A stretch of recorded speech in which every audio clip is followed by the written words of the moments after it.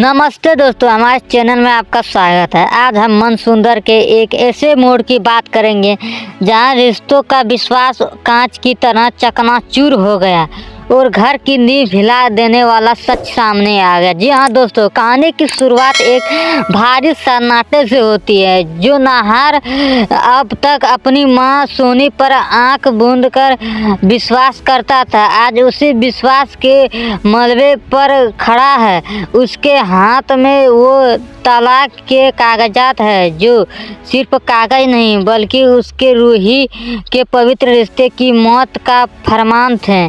जी हाँ दोस्तों, नाहर को यह जानकर गहरा सदमा लगता है कि जिसे वह अपनी मां मानता था, उसी ने धोखे से उससे और रूही से हस्ताक्षर करवा लिए। सोनी की मानसा साफ थी, किसी भी तरह रूही को इस घर से बाहर निकालना और शीतल को नाहर की जिंदगी में लाना। नाहर का गला रुंध जाता था जब उसे एहसास होता है कि उसकी बहन अवनी की इज्जत की आड़ में उसकी अपनी मां ने उसके साथ इतना बड़ा खेल खेला तब। लेकिन कहानी का सबसे हृदयवारी क्षण तब आता है जब नाहर को पता चलता है कि इस साजिश में उसकी पूजनीय दादी भी शामिल थी।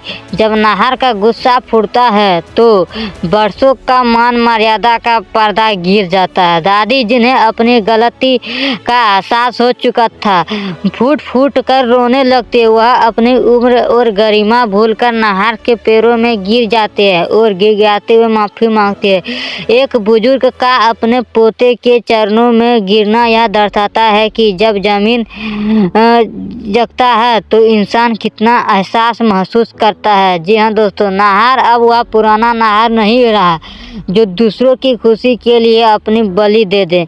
वह शीतल के सामने हाथ जोड़कर साफ कह देता है कि वह अब उसके बच्चे का भविष्य बनाने के झूठे वादे नहीं निभा सकता, क्योंकि उसका अपना भविष्य रूही के बिना अधूरा है। वह अपनी मां सोनी से चीख कर कहता है, आप मां कहलाते के लायक नहीं है। अंत में दादी का एक बड़ा फैसला लेती है और उन सभी चेहरों को घर से बाहर करने का आदेश देती है जिन्होंने इस घर की शांति भंग की थी।